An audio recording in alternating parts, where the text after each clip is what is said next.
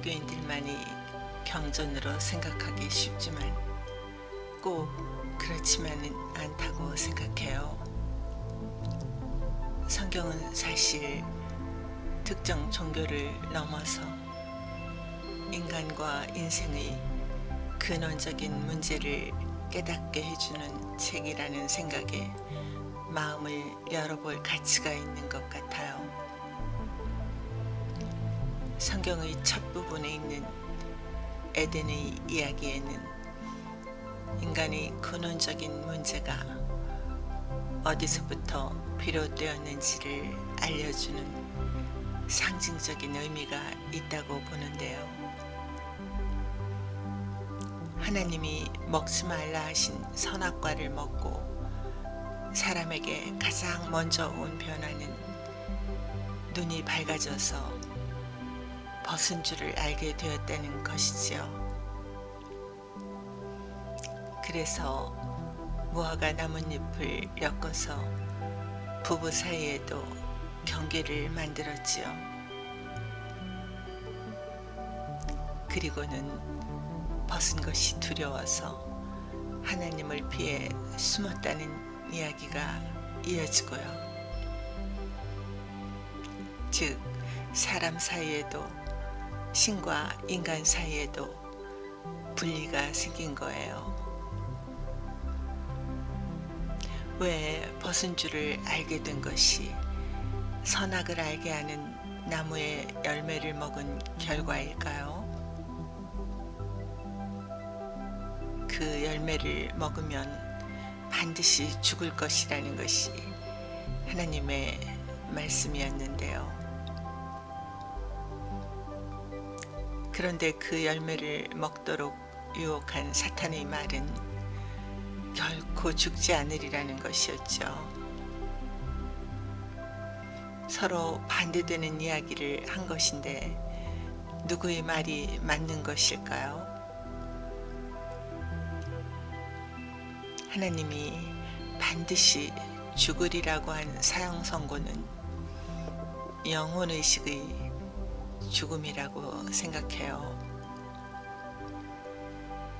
하나님이 자신의 형상으로 사람을 만드셨다니까 사람의 속에는 틀림없이 하나님의 형상을 닮은 영혼이 있을 거예요.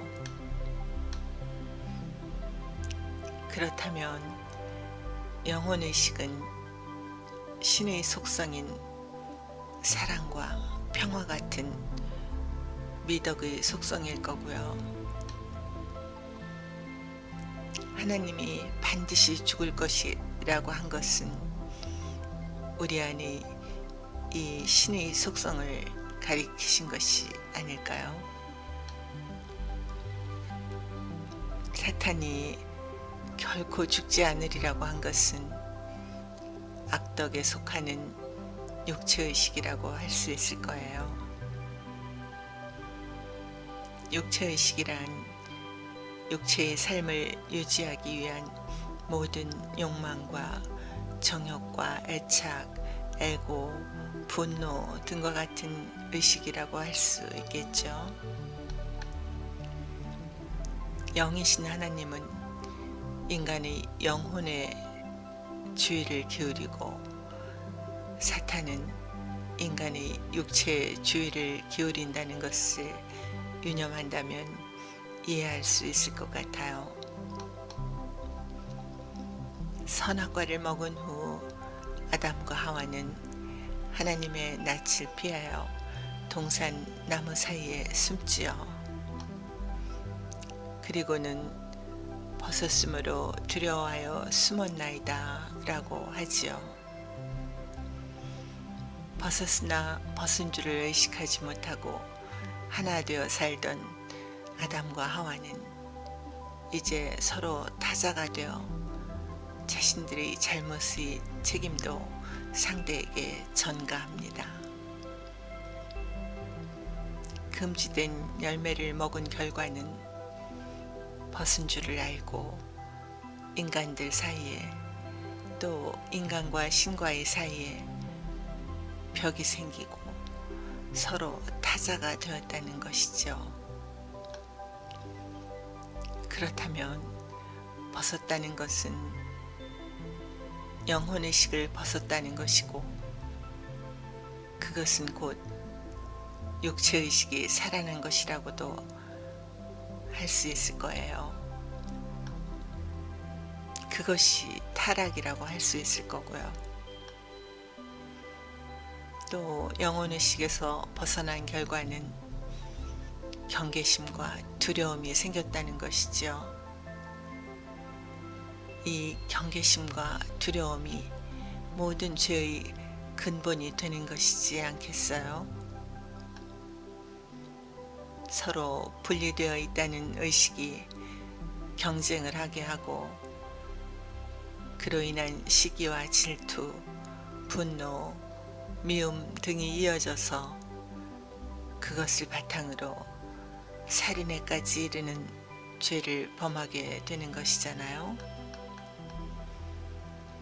몸만을 중심으로 이 세상을 살면 모든 것이 두려움의 대상이 되죠. 궁극적으로는 죽음의 두려움이 인생을 지배하게 되고요. 개별의식으로 끝없이 서로 경쟁하며 만족을 모르고 싸우며 사는 삶이 지옥이라고 할 수 있지 않아요?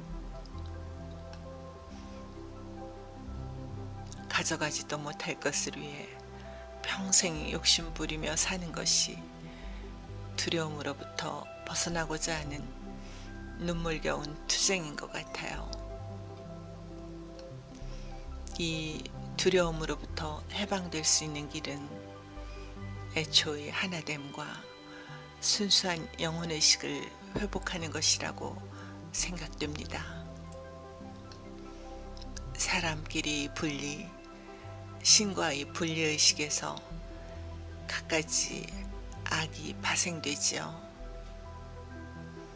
하나됨의 의식을 회복해가는 길, 그것이 참된 평화와 사랑과 행복으로 가는 길이 아닐까요? 육체의 삶만이 전부가 아님을 알고 자신 안의 영혼을 자각해 보는 것만으로도 평화와 행복으로 가는 길에 들어서는 것이라고 생각합니다.